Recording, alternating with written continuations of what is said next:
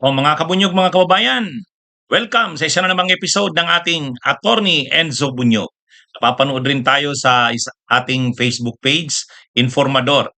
O mga kabunyog, mga kababayan, dito po sa ating bagong FB page at YouTube channel na to, hindi lang isang topic ang dinidiscuss natin. Pumipili tayo ng mga tatlong topics tapos dinidiscuss natin ng tuloy-tuloy. Sa ngayon, may tatlong topics tayong nakaline up. Una, yung chief ng security ni Sara Duterte, yung controversial na chief ng security niya, yung na-involve sa confidential funds, si Colonel Achica, yun, sinibak na bilang chief ng security ni Sara. Hmm? Ah, ito, tungkol naman dito sa pagkaka-appoint kay Rimulya, talagang masama ang loob ni Amy Marcos. Masama ang loob niya sa kanyang kapatid na si PBBM. Ang sabi ni Amy, Bunggit, si Buying talaga? Sure ka? Okay ka pa ba? Matindi ang bira ni Amy kay PBBM. Hmm. Oh, ngayong na-appoint si Rimulya bilang ombudsman. At ang dating ombudsman noon, panahon ni Pinoy, ay si Conchita Carpio Morales. Naungkat na naman itong issue kay Joel Villanueva. ha? Si Joel Villanueva na naman ay talagang kahit anong pagmamalinis nito ni Joel Villanueva, marami talagang issue ito. At ang mga issue dito ay korupsyon, katiwalian. Mamaya ipapaliwanag natin 'yan. Hmm?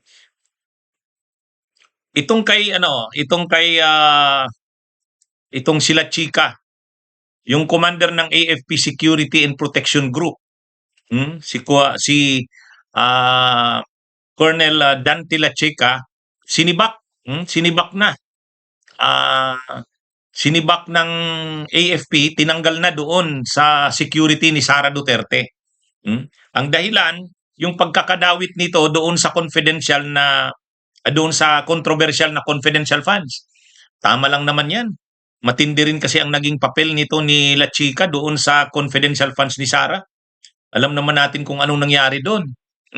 Pagkaka-withdraw nung staff ni Sara doon sa Land Bank, o halimbawa 125 million, isang withdrawan yon, ipapasa na ngayon kay La Chica.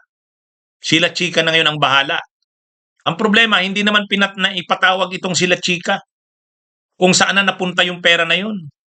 Ilang beses nag-withdraw ng ganun, 125 million, 125 million. Kaya nga, ang inaakusa nga dito na itong sila La Chica, sila yung nagmaniobra ng mga liquidation niyan, kung kanino binigay, yung mga Mary Grace Piatos. Kaya lang, para maproteksyonan yung AFP, hindi na ito isinalang eh. Yun yung naging kakulangan doon sa pagdinig ng Kamara noon eh. Hindi na ito sinalang, itong si La Chica. Kaya natapos yung kwento niyan, pagka-withdraw ng 125 million ng staff ni Sara Duterte, binibigay kay La Chica, doon natapos. Pero, sinailalim ito sa investigasyon ng AFP. Siyempre may internal silang procedure sa AFP kapag mga nasasangkot sa mga ganyan, sinailalim siya sa ganung procedure. Hindi naman linabas kung ano yung resulta ng investigasyon na yon. Kasi nga siyempre AFP yan, pinoprotektahan nila yung national security, yung maraming usapin diyan na involved.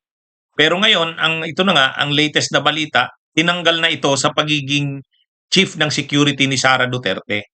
Yung AFP Security and Protection Group. Siya yung commander niyan. Yan yung naka-assign na unit sa pag-secure sa Vice Presidente. Pero dapat noon pa yan. Napakahuli namang masyado tong reaksyon na to. Saka ang mas ini-expect niya ng taong bayan, malaman talaga ng taong bayan, ano bang nangyari? Kasi pagkatanggap niya ng pera, anong ginawa niya? Wala eh. Hindi na nalaman yan eh. Kung nagkaroon sana ng impeachment, lalabas yan. Yan yun. Kaya medyo nga, grabe talaga yung nangyari dyan sa mga confidential funds na yan ni Sara eh. Hindi nalaman ng buo ng taong bayan yung buong katotohanan.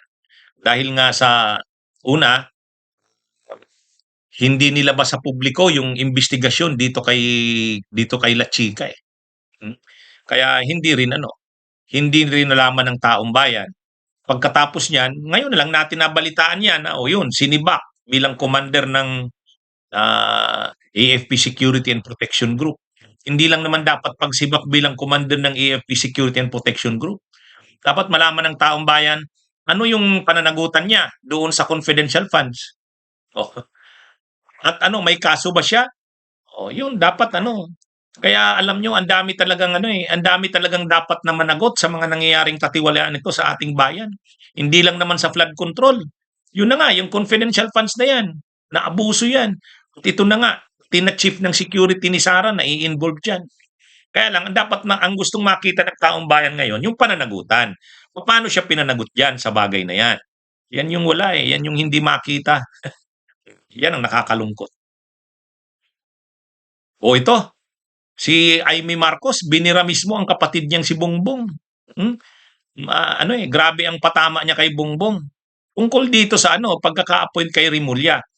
Alam naman natin na talagang kinarir, yun, tawagin na natin ganun. Kinarir talaga ni Amy Marcos na harangin sana yung appointment ni Rimulya bilang ombudsman. Ay sa bandang huli, hindi niya naharangan.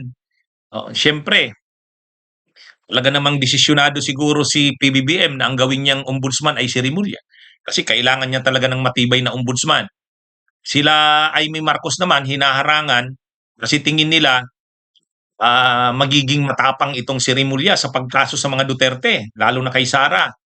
Kaya lang sa bandang huli, walang nagawa kung ano-anong ginawa nila. Kinasuhan ni Amy Marcos sa ombudsman, pinigilan, wala.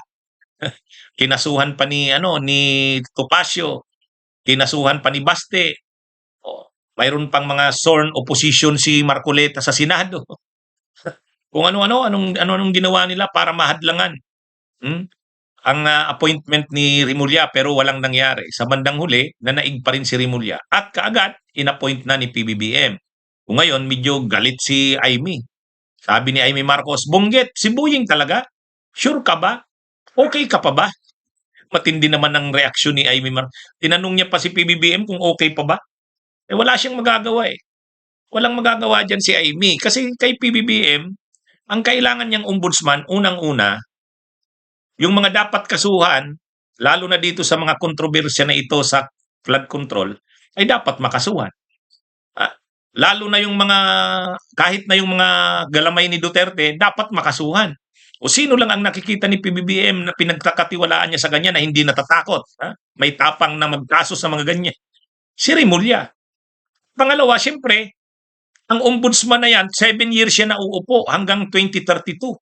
Ibig sabihin, kahit manalo si Sarang presidente, yan pa rin ang ombudsman hanggang 2032.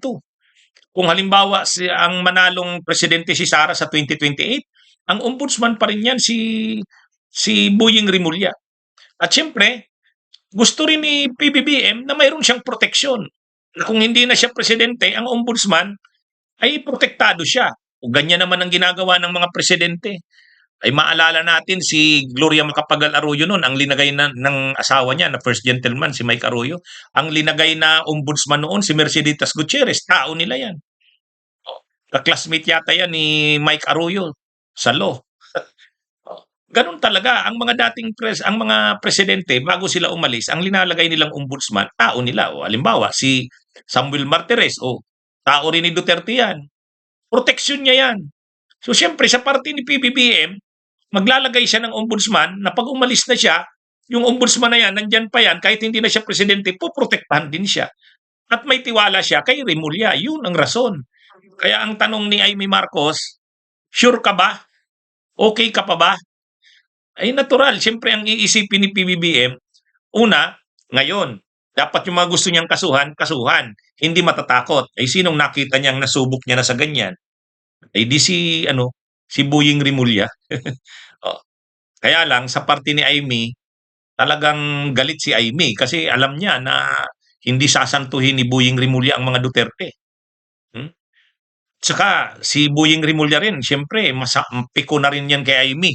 Alam naman ni Buying Rimulya kung anong mga ginawa nila Amy para harangin siya. O di lalo sila ngayon na, siyempre, papakita ni Buying Rimulya yan.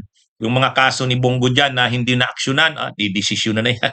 At saka, yung unang ang sabi ni Buying Rimulya, Yung mga issue sa confidential funds ni Sara, bubuklatin natin yan. O yun, galit na kaagad si Bato de la Rosa, galit yung mga DDS. Galit yung mga DDS kasi ang una mo kaagad na paksa, ang una mong focus, kaso ni Sara, wala silang magagawa. Yun ang mga ready ng dokumento eh. Oh. Anyway, dito tayo sa panghuli nating topic. Ngayon may bagong ombudsman, si Rimulya. Yung dating ombudsman noon, panahon ni Pinoy, si Conchita Carpio Morales. Si Conchita Carpio Morales, nag-aayag ngayon ng kanyang sabi niya, dapat ngayon, ang isang maunawaan ng nating mga Pilipino, dapat kung may desisyon, may mga desisyon na dapat ipatupad. Kasi ang sinasabi ni Conchita Carpio Morales, nung panahon na siya ang ombudsman, naglabas siya ng dismissal order, tanggalin sa pwesto itong si Joel Villanueva. Kasi nasangkot ito sa PDAP scam noon, nung panahon, napulis yung PDAP scam.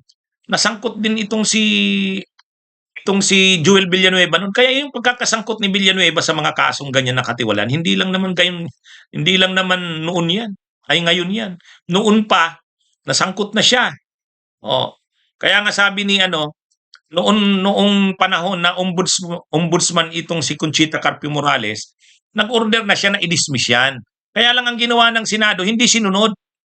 Hindi sinunod. Hindi sinunod yung dismissal ni Joel Villanueva. Kaya nakakalungkot, ito na, nag-react na ngayon si Conchita Carpio Morales. We are the laughing stock of other countries because we don't know how to enforce our law. We don't know how to implement the decisions that are spawned from legal proceedings. Ang tinutukoy niya nito, yun na nga, nung panahon na siya ang ombudsman, dinesisyon na yan. May desisyon na siya dyan kay Joel Villanueva. Tapos hindi naman pinatupad ng Senado. Kumbaga, dinipinsahan ng Senado noon si Joel Villanueva. Kaya yung mga sinasabi ni Villanueva na malinis siya, na wala siyang issue, hindi totoo yan. Noon pa, na-involve na siya dyan. Ayan ang patunay. Yan ang patunay. Kaya sabi nga ni Attorney Jess Palces, ito, Dear Ombudsman Boying Rimulya, please listen to one of the greatest, if not the greatest ombudsman to have ever served.